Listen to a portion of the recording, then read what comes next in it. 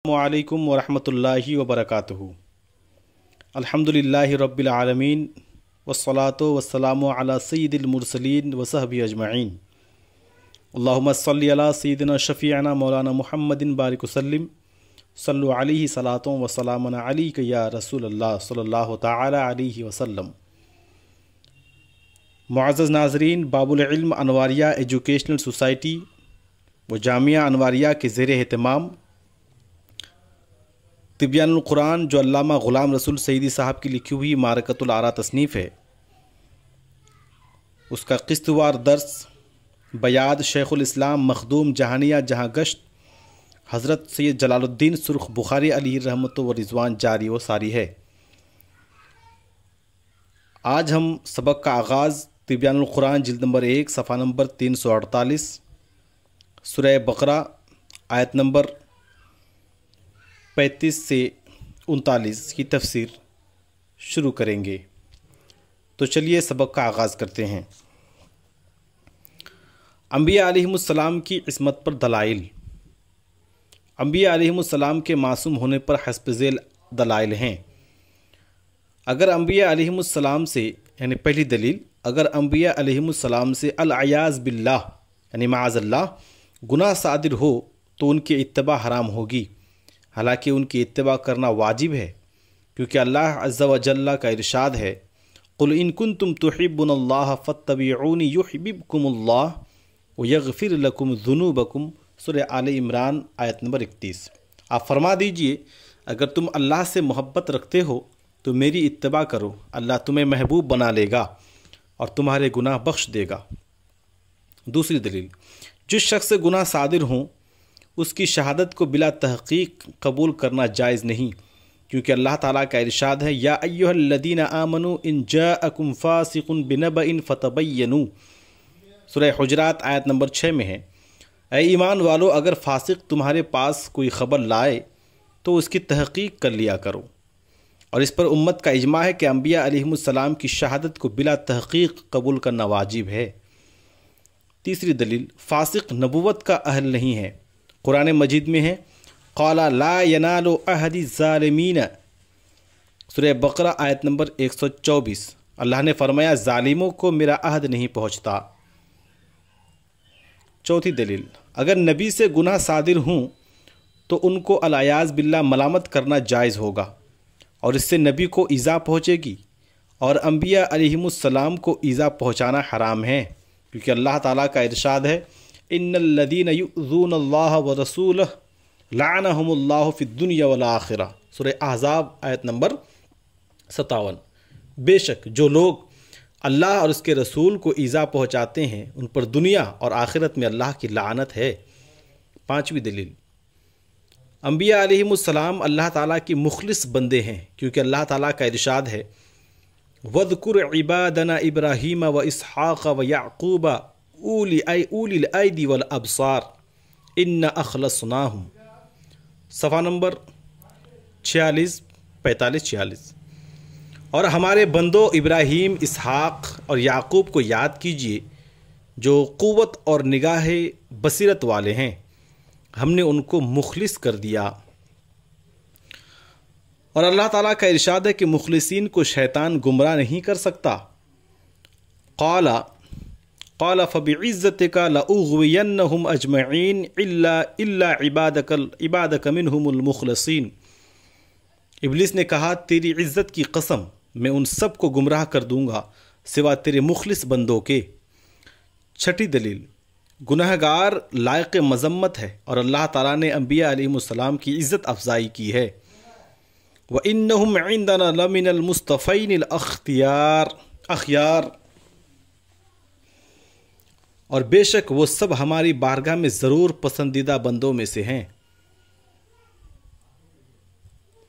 सातवीं दलील, अंबिया अलैहिमुस्सलाम लोगों को नेकी का हुक्म देते हैं। अगर वो ख़ुद गुनाह करें तो अल्लाह ताला उन पर नाराज़ होगा, क्योंकि अल्लाह ताला का इरशाद है,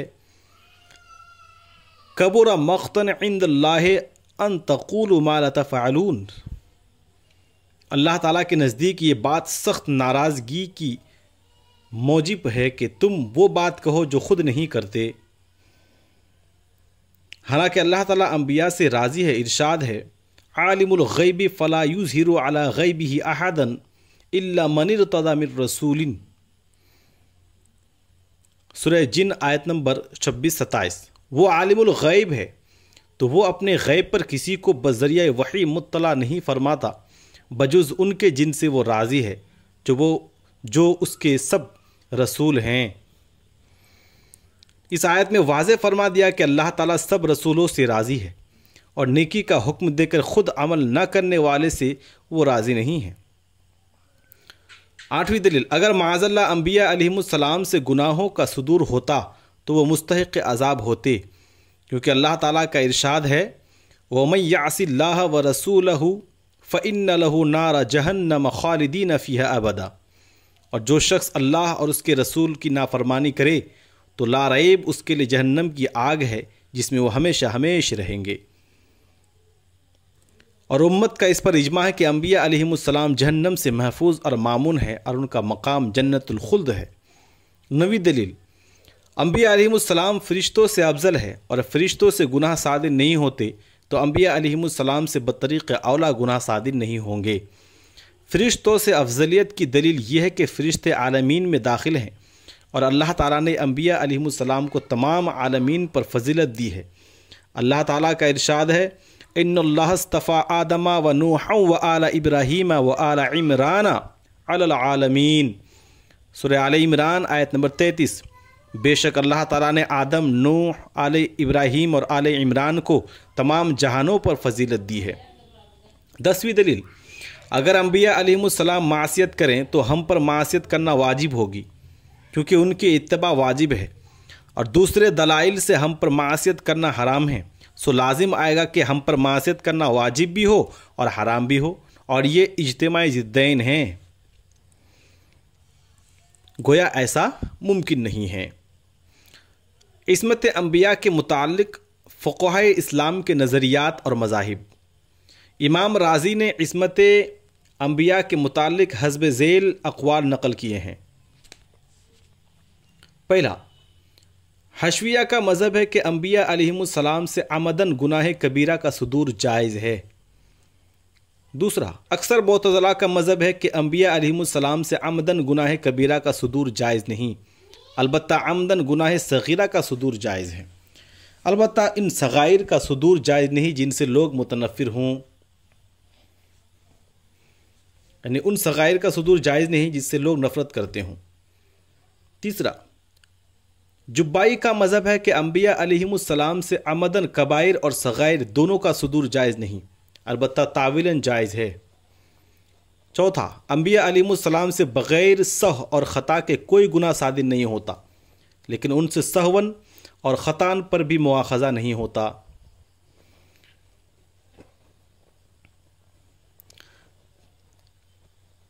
پانچواں، رافضیوں کا مذہب ہے کہ انبیاء علیہم السلام سے کسی گناہ کا صدور ممکن نہیں ہے، صغیرہ نہ کبیرہ، سہون نہ عمدن، تعویلا نہ خطان۔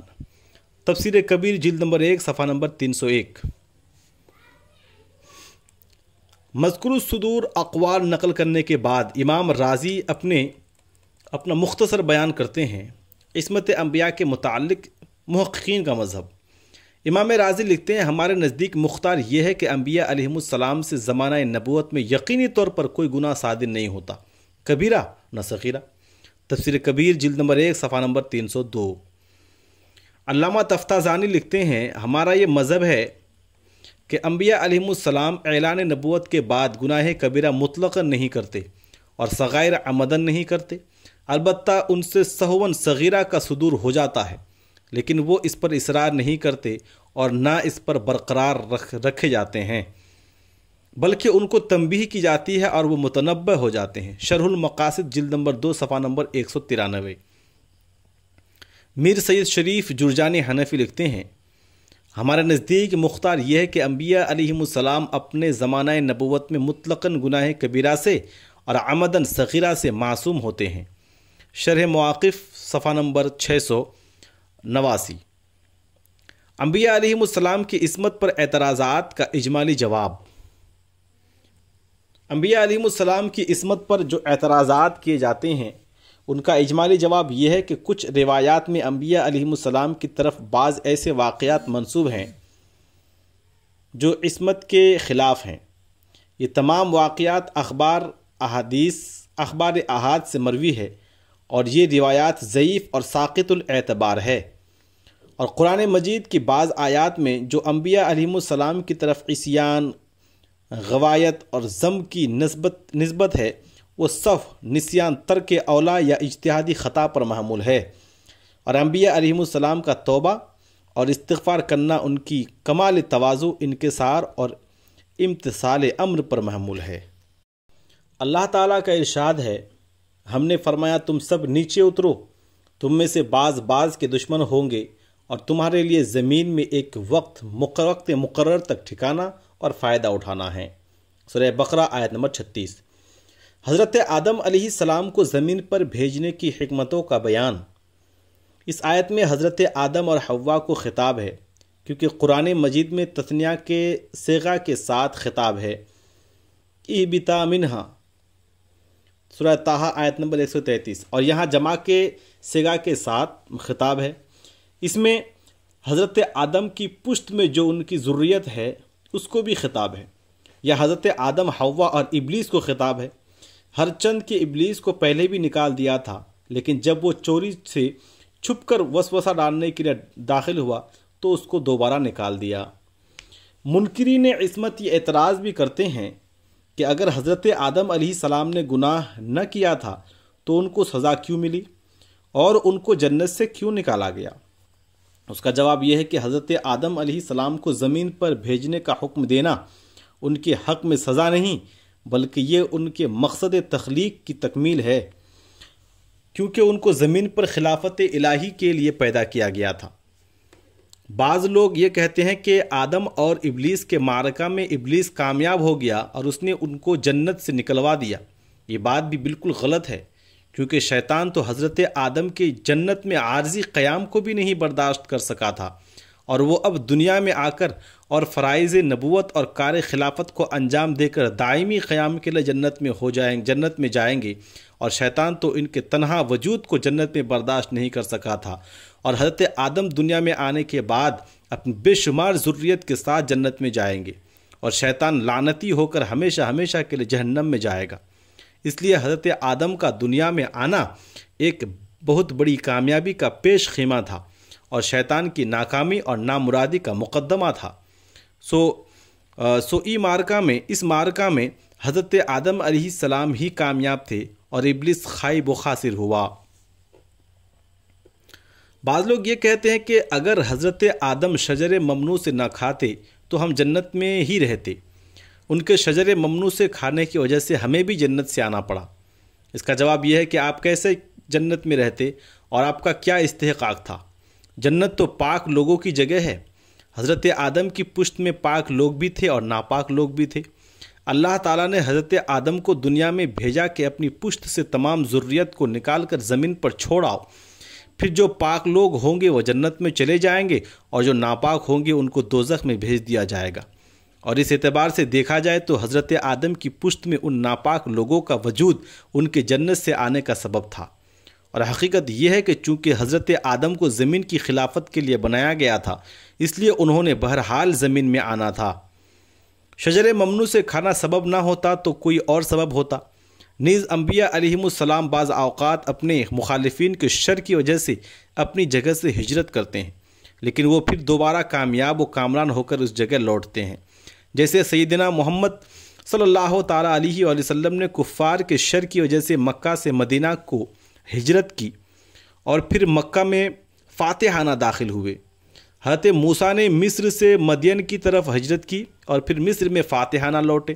حضرت عیسیٰ نے زمین سے آسمان کی طرف ہجرت کی اور پھر زمین پر آئیں گے، اور حضرت آدم علیہ السلام نے جنت سے زمین کی طرف ہجرت کی اور پھر جنت میں فاتحانہ داخل ہوں گے۔ اور اللہ تعالیٰ کا ارشاد ہے، ان مثل عیسیٰ عند اللہ کمثل آدم خلقہ من تراب۔ بے شک عیسیٰ کی مثال اللہ کے نزدیک آدم کی طرح ہے، اسے مٹی سے بنایا۔ خلاصہ یہ ہے کہ حضرت آدم علیہ السلام کا زمین پر آنا متعدد حکمتوں کی وجہ سے ہے اور ان کی فضیلت کا موجب ہے۔ کوئی سزا نہیں ہے۔ علامہ ابو جعفر طبری لکھتے ہیں حضرت آدم کے آسمانوں اور جنت میں ٹھہرنے کی مدت دنیاوی سالوں کے اعتبار سے 43 سال ہے، اور حضرت ابن عباس سے روایت ہے کہ یہ مدت 500 سال ہے۔ حضرت ابن عباس فرماتے ہیں کہ حضرت آدم کو ہند میں اور حضرت حوا کو جدہ میں اتارا گیا۔ حضرت آدم ان کی طلب میں گئے اور میدان عرفات میں دونوں کی ملاقات ہوئی، اور حضرت ابن عباس فرماتے ہیں کہ حضرت آدم اور حوا جنت کی نعمتوں کے چلے جانے پر 200 سال تک روتے رہے۔ 40 دن تک کھانا کھایا نہ پانی پیا، 40 دن تک کھانا کھایا نہ پانی پیا، اور حضرت آدم علیہ السلام 100 سال تک حضرت حوا سے مقارب نہیں ہوئے۔ زمین پر آنے کے بعد اولاد آدم اور ابلیس اور اولاد آدم اور سانپ میں اس وقت سے دشمنی چلی آ رہی ہے۔ جامع البیان جلد نمبر 1 صفحہ نمبر 80، 81، 89۔ اللہ تعالیٰ کا ارشاد ہے، پھر آدم نے اپنے رب سے چند کلمات سیکھ لیے تو اللہ تعالیٰ نے ان کی توبہ قبول فرمائی، بے شک وہی بہت توبہ قبول کرنے والا اور بے حد رحم فرمانے والا ہے۔ سورہ بقرہ آیت نمبر 37۔ حضرت آدم کی توبہ کے کلمات اور سیدنا حضرت محمد صلی اللہ تعالیٰ علیہ وآلہ وسلم سے توسل۔ امام ابن جریر اپنی سند کے ساتھ روایت کرتے ہیں، حضرت ابن عباس رضی اللہ تعالیٰ عنہما بیان کرتے ہیں کہ حضرت آدم نے کہا، اے رب، کیا تو نے مجھے اپنے دست قدرت سے نہیں پیدا کیا؟ فرمایا کیوں نہیں؟ کہا کیا تو نے مجھ میں اپنی پسندیدہ روح نہیں پھونکی؟ فرمایا کیوں نہیں؟ کہا کیا تو نے مجھے اپنی جنت میں نہیں رکھا؟ فرمایا کیوں نہیں؟ عرض کیا اے رب، کیا تیری رحمت غضب پر غالب نہیں ہے؟ فرمایا کیوں نہیں؟ عرض کیا یہ بتا کہ اگر میں توبہ کروں اور اصلاح کروں تو کیا تو مجھے اپنی جنت کی طرف لوٹا دے گا؟ فرمایا ہاں۔ قتادہ اور حسن نے کہا وہ کلمات یہ ہے، ربنا ظلمنا انفسنا وَإِن لَّمْ تَغْفِرْ لَنَا وَتَرْحَمْنَا لَنَكُونَنَّ مِنَ الْخَاسِرِينَ۔ سورہ اعراف آیت نمبر 23۔ اے ہمارے رب، ہم نے اپنی جانوں پر زیادتی کی، اور اگر تو ہمیں نہ بخشے اور ہم پر رحم نہ فرمائے تو ہم ضرور نقصان اٹھانے والوں میں سے ہو جائیں گے۔ جامع البیان جلد نمبر 1 صفحہ نمبر 193۔ حافظ ابن کثیر اپنی سند کے ساتھ روایت کرتے ہیں، مجاہد نے بیان کیا کہ وہ کلمات یہ ہیں۔ ترجمہ، اے اللہ، تیرے سوا کوئی معبود نہیں، تیری تسبیح اور حمد کے ساتھ میں کہتا ہوں، اے میرے رب، میں نے اپنی جان پر ظلم کیا، سو مجھے بخش دے، تو سب سے اچھا بخشنے والا ہے۔ اے اللہ، تیرے سوا کوئی معبود نہیں، تیری تسبیح اور حمد کے ساتھ میں کہتا ہوں، میں نے اپنی جان پر ظلم کیا، تو مجھ پر رحم فرما، بے شک تو سب سے اچھا رحم فرمانے والا ہے۔ اے اللہ، تیرے سوا کوئی معبود نہیں، تیری تسبیح اور حمد کے ساتھ کہتا ہوں، اے رب، میں نے اپنی جان پر ظلم کیا، تو میری توبہ قبول فرما، بے شک تو بہت توبہ قبول کرنے والا ہے اور بے حد رحیم ہے۔ تفسیر ابن کثیر جلد نمبر 1 صفحہ نمبر 142۔ امام طبرانی اپنی سند کے ساتھ روایت کرتے ہیں، حضرت عمر ابن خطاب رضی اللہ تعالیٰ عنہ بیان کرتے ہیں کہ رسول اللہ صلی اللہ تعالیٰ علیہ وآلہ وسلم نے فرمایا، جب آدم علیہ السلام نے صورتاً گناہ کر لیا تو انہوں نے سر اٹھا کر عرش کی طرف دیکھا اور عرض کیا، میں محمد کے حق سے سوال کرتا ہوں کہ تو میری مغفرت فرما۔ اللہ تعالیٰ نے ان کی طرف وحی کی، محمد کون ہے؟ حضرت آدم علیہ السلام نے کہا، تیرا نام برکت والا ہے، جب تو نے مجھے پیدا کیا تو میں نے سر اٹھا کر عرش کی طرف دیکھا تو اس میں لکھا ہوا تھا، لا الہ الا اللہ محمد الرسول اللہ، تو میں نے جان لیا کہ تیرے نزدیک اس شخص سے زیادہ بلند مرتبہ کوئی شخص نہیں ہوگا جس کا نام تو نے اپنے نام کے ساتھ لکھا ہے۔ تب اللہ عز و جل نے ان کی طرف یہ وحی کی، اے آدم علیہ السلام، وہ تمہاری اولاد میں سے تمام نبیوں کے آخر ہیں اور ان کی امت تمہاری اولاد کی امتوں میں سے آخری امت ہے، اور اگر وہ نہ ہوتے اے آدم تو میں تم کو بھی پیدا نہ کرتا۔ معجم الصغیر جلد نمبر 2 صفحہ نمبر 83۔ اس حدیث کو امام بہقی، امام ابن جوزی اور امام حاکم نے بھی اپنی اپنی اسانید کے ساتھ روایت کیا ہے۔ حافظ نور الدین الہیثمی، حافظ جلال الدین سیوطی، شیخ ابن تیمیہ نے بھی اس حدیث کو بیان کیا ہے۔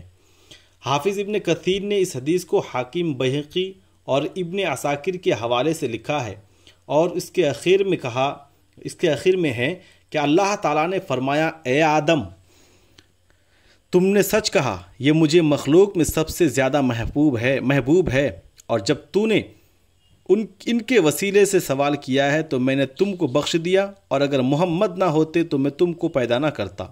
البدایہ والنہایہ جلد نمبر 1 صفحہ نمبر 81۔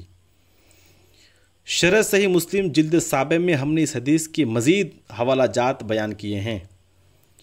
علامہ قرطبی لکھتے ہیں، ایک جماعت نے کہا ہے کہ حضرت آدم نے عرش کے پائے پر محمد رسول اللہ لکھا ہوا دیکھا تو آپ کے وسیلہ سے دعا کی، اور کلمات سے یہی کلمات مراد ہیں، یعنی سیدنا محمد صلی اللہ تعالیٰ علیہ وسلم کے وسیلے سے دعا کرنا۔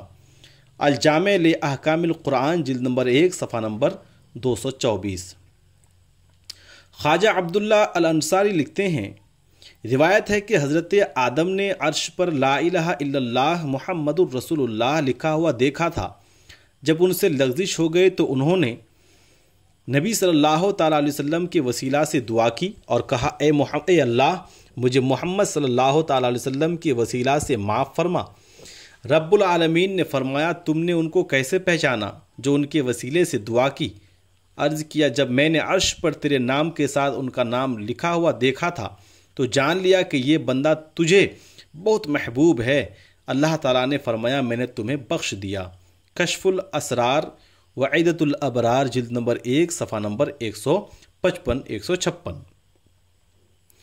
علامہ ثعلبی، علامہ اسماعیل حقی اور علامہ آلوسی نے بھی اس روایت کے حوالے سے یہ لکھا ہے کہ حضرت آدم نے سیدنا محمد صلی اللہ تعالیٰ علیہ وآلہ وسلم کے وسیلہ سے دعا کی۔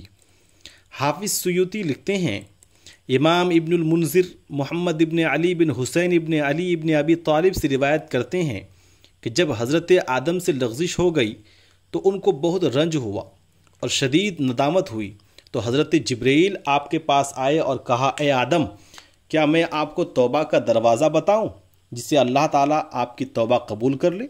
حضرت آدم نے کہا، کیوں نہیں؟ کہا، آپ اللہ تعالیٰ سے مناجات کریں اور اللہ تعالیٰ کی حمد و ثنا کریں۔ آپ نے کہا، اے جبرائیل، میں کیا کہوں؟ انہوں نے کہا، آپ کہیے۔ ترجمہ کچھ اس طرح ہے، اللہ کے سوا کوئی معبود نہیں، اس کا کوئی شریک نہیں، اس کا ملک ہے اور اس کے لیے حمد ہے۔ وہ زندہ کرتا ہے، وہ مارتا ہے، وہ زندہ ہے اور اس کو موت نہیں آئے گی۔ تمام اچھائیاں اس کی قدرت میں ہیں اور وہ ہر چیز پر قادر ہے۔ اس کے بعد آپ اپنی خطا پر توبہ کریں اور کہیں، اے اللہ، تو سبحان ہے اور تیری حمد ہے، تیرے سوا کوئی معبود نہیں۔ اے میرے رب، میں نے اپنی جان پر ظلم کیا اور برا کام کیا، تو مجھے بخش دے، کیونکہ تیرے سوا کوئی گناہوں کو بخشنے والا نہیں۔ اے اللہ، میں تجھ سے تیرے بندے حضرت محمد صلی اللہ تعالیٰ علیہ وآلہ وسلم کی وجاہت کے وسیلے سے اور ان کی تیرے نزدیک کرامت کے واسطے سے سوال کرتا ہوں کہ تو میری خطا کو بخش دے۔ حضرت آدم علیہ السلام نے اسی طرح دعا کی۔ اللہ تعالیٰ نے فرمایا، اے آدم، تم کو یہ دعا کس نے تعلیم کی؟ حضرت آدم نے کہا، اے رب، جب تو نے مجھ میں روح پھونکی اور میں نے ہموار بشر کی صورت میں کھڑا ہوا تو میں نے عرش پر یہ لکھا ہوا دیکھا، بسم اللہ الرحمن لا الہ الا اللہ وحدہ لا شریک لہ محمد الرسول اللہ۔ اور جب میں نے دیکھا کہ تیرے نام کے ساتھ کسی مقرب فرشتے کا نام لکھا ہے، نہ کسی نبی مرسل کا، تو میں نے جان لیا کہ یہ تیرے نزدیک تیری مخلوق میں سب سے مکرم ہیں۔ اللہ تعالیٰ نے فرمایا، تم نے سچ کہا اور میں نے تمہاری خطا کو بخش دیا۔ پھر حضرت آدم نے اپنے رب کی حمد و ثنا کی اور اس کا شکر ادا کیا اور بہت خوش ہو کر لوٹے، اور فرشتوں نے فوج در فوج آ کر حضرت آدم کو مبارکباد دی۔ الدر المنثور جلد نمبر 1 صفحہ نمبر 60۔ حضرت آدم علیہ السلام نے حضرت جبرائیل کی تعلیم کے علاوہ رسول اللہ صلی اللہ تعالیٰ علیہ وآلہ وسلم کا نام خود بھی عرش پر لکھا ہوا دیکھا تھا، اس لیے اس کا حوالہ دیا۔ توبہ کا لغوی اور شرعی معنی۔ توبہ کا لغوی معنی ہے رجوع کرنا، اور بندہ کی توبہ یہ ہے کہ وہ معصیت سے طاعت کی طرف اور غفلت سے اللہ کو یاد کرنے کی طرف رجوع کرے۔ اللہ کے توبہ قبول کرنے کا معنی یہ ہے کہ وہ دنیا میں بندہ کے گناہ پر پردہ رکھے، بعید طور کہ کوئی شخص اس کے گناہ پر مطلع نہ ہو اور آخرت میں اس کو سزا نہ دے۔ خلاصہ یہ ہے کہ وہ عذاب دینے سے مغفرت کی طرف رجوع کرے۔ توبہ کا شرعی معنی یہ ہے کہ گناہ کو برا جان کر فی الفور ترک کر دے، اس سے جو تقصیر ہوئی ہے اس پر نادم ہو، آئندہ اس گناہ کو نہ کرنے کا عزم مصمم کرے، اور جو گناہ اس سے ہو گیا اس کا تدارک اور تلافی کرے، مثلا فوت شدہ نمازوں اور روزوں کو قضا کرے۔ اور اگر اس گناہ کا تعلق حقوق العباد سے ہے تو پھر توبہ کے قبول ہونے کی ایک زائد شرط یہ ہے کہ وہ صاحب حق کو اس کا حق واپس کرے یا اس سے معاف کرائے، اور اگر اس کے ذمہ حقوق اللہ ہیں تو وہ نوافل اور فروض کفایہ میں مشغول ہونے کے بجائے ان فوت شدہ فرائض کو ادا کرے، کیونکہ جس شخص کی نمازیں اور روزے قضا ہوں اور وہ نوافل میں مشغول ہو تو وہ نفل ادا کرنے کے حال میں بھی فسق سے خارج نہیں ہوگا۔ قرآن مجید اور سنت میں توبہ کا بیان۔ بسم اللہ الرحمن الرحیم۔ یا ایھا الذین آمنوا توبوا الی اللہ توبۃ نصوحا، سورہ تحریم آیت نمبر 8۔ اے ایمان والو، اللہ کی طرف خالص توبہ کرو، یعنی رجوع کرو۔ انما التوبۃ علی اللہ للذین یعملون السوء بجہالۃ ثم یتوبون من قریب فأولئک یتوب اللہ علیہم وکان اللہ علیما حکیما۔ ولیست التوبۃ للذین یعملون السیئات حتی اذا حضر احدهم الموت قال انی تبت الآن وللذین یموتون وهم کفار، سورہ نساء آیت نمبر 17-18۔ اللہ پر توبہ کا قبول کرنا صرف ان لوگوں کے لیے ہے جو عذاب الہی سے جہالت کی بنا پر گناہ کر بیٹھے پھر جلدی سے توبہ کر لیں، تو یہ وہ لوگ ہیں جن کی توبہ اللہ تعالیٰ قبول فرماتا ہے، اور اللہ بہت جاننے والا اور بہت حکمت والا ہے۔ اور توبہ کا قبول کرنا ان لوگوں کے لیے نہیں ہے جو مسلسل گناہ کرتے رہتے ہیں یہاں تک کہ جب ان میں سے کسی کو موت آئے تو وہ کہتا ہے میں نے اب توبہ کی، اور نہ یہ قبول توبہ ان لوگوں کے لیے ہے جو کفر کی حالت میں مر جاتے ہیں۔ امام احمد روایت کرتے ہیں، حضرت عبداللہ ابن مسعود رضی اللہ تعالی عنہ بیان کرتے ہیں کہ رسول اللہ صلی اللہ تعالی علیہ وآلہ وسلم نے فرمایا، گناہ کی توبہ یہ ہے کہ توبہ کے بعد دوبارہ گناہ نہ کرے۔ مسند احمد جلد نمبر 1 صفحہ نمبر 446۔ امام ابن ماجہ روایت کرتے ہیں، حضرت معقل رضی اللہ تعالیٰ عنہ بیان کرتے ہیں کہ رسول اللہ صلی اللہ تعالیٰ علیہ وآلہ وسلم نے فرمایا، ندامت توبہ ہے۔ سنن ابن ماجہ صفحہ نمبر 313۔ اس حدیث کو امام احمد نے بھی روایت کیا ہے، مسند احمد جلد نمبر 1 صفحہ نمبر 376، 423، 433۔ امام ابن ماجہ روایت کرتے ہیں، حضرت ابو ہریرہ رضی اللہ تعالیٰ عنہ بیان کرتے ہیں کہ نبی کریم صلی اللہ تعالیٰ علیہ وآلہ وسلم نے فرمایا، اگر تم خطائیں کرو حتیٰ کہ تمہاری خطاؤں سے آسمان بھر جائے پھر تم توبہ کرو تو اللہ تعالیٰ تمہاری توبہ قبول فرما لے گا۔ سنن ابن ماجہ صفحہ نمبر 313۔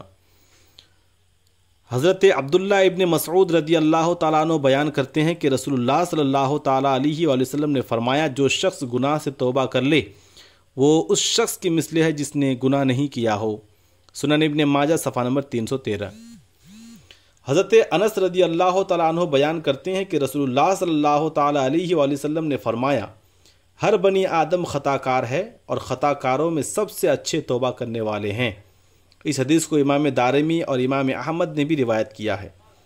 امام ابن ماجہ روایت کرتے ہیں، حضرت عبداللہ ابن عمر رضی اللہ تعالیٰ عنہما بیان کرتے ہیں کہ رسول اللہ صلی اللہ تعالیٰ علیہ وآلہ وسلم نے فرمایا، اللہ تعالیٰ غررۂ موت، یعنی جب سانس اکھڑنے لگتا ہے مرنے سے پہلے، تو کہنا غررۂ موت سے پہلے بندہ کی توبہ قبول فرما لیتا ہے۔ سنن ابن ماجہ صفحہ نمبر 314۔ امام ابو داؤد روایت کرتے ہیں، حضرت ابو بکر صدیق رضی اللہ تعالی عنہ بیان کرتے ہیں کہ رسول اللہ صلی اللہ تعالی علیہ وآلہ وسلم نے فرمایا، جس نے استغفار کر لیا اس نے اصرار نہیں کیا، خواہ وہ ایک دن میں 70 مرتبہ گناہ کرے۔ اس حدیث کو امام ترمذی نے بھی روایت کیا ہے اور کہا ہے کہ اس کی سند قوی نہیں ہے۔ جامع ترمذی صفحہ نمبر 514۔ 70 مرتبہ سے مراد کثرت ہے، یعنی 70 مرتبہ یہ اوپر جو روایت گزری ہے حضرت ابوبکر صدیق اس میں ہے، اس کے بول کچھ اس طرح ہے نا، پڑھنے میں تھوڑی لغزش ہو گئی، یعنی حضرت ابوبکر صدیق رضی اللہ تعالیٰ عنہ سے مروی ہے جس نے استغفار کر لیا اس نے اصرار نہیں کیا، خواہ وہ ایک دن میں 70 مرتبہ گناہ کرے۔ اس کے بارے میں کہتے ہیں 70 مرتبہ سے مراد کثرت ہے، یعنی اگر ایک دن میں انسان کئی بار گناہ کرے اور ہر گناہ کے بعد نادم ہو اور صحیح نیت سے توبہ کرے اور شامت نفس سے پھر گناہ کر بیٹھے اور پھر نادم ہو اور توبہ کرے اور بار بار ایسا ہوتا رہے تو یہ گناہ پر اصرار نہیں ہے۔ اصرار اس وقت ہوتا ہے جب معصیت پر نادم اور تائب نہ ہو اور بغیر ندامت اور توبہ کے گناہ پر گناہ کرتا چلا جائے۔ صغیرہ گناہ پر اصرار اس کو کبیرہ بنا دیتا ہے۔ مجھ علماء کی مجلس میں ایک محترم فاضل نے سوال کیا تھا کہ صغیرہ کے بعد دوبارہ صغیرہ کا ارتکاب کرنا اسی کی مثل اور اسی درجہ کی معصیت ہے، یہ کبیرہ کیوں ہو جاتا ہے؟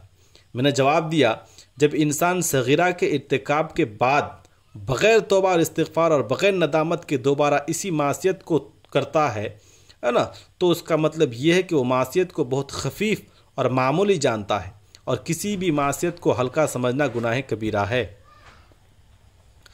دوسرا جواب یہ ہے کہ صغیرہ گناہ کے بعد اس پر اصرار کرنا، یعنی اس پر نادم اور تائب ہوئے بغیر دوبارہ اسی گناہ کا ارتکاب کرنا، اس گناہ کو کبیرہ بنا دیتا ہے۔ امام ابن عساکر روایت کرتے ہیں، حضرت عائشہ رضی اللہ تعالیٰ عنہ بیان کرتی ہیں کہ رسول اللہ صلی اللہ تعالیٰ علیہ وآلہ وسلم نے فرمایا، گناہ کبیرہ استغفار کے بعد کبیرہ نہیں رہتا، یعنی مٹ جاتا ہے، اور صغیرہ پر اصرار کرنے کے بعد وہ صغیرہ نہیں رہتا، یعنی کبیرہ ہو جاتا ہے۔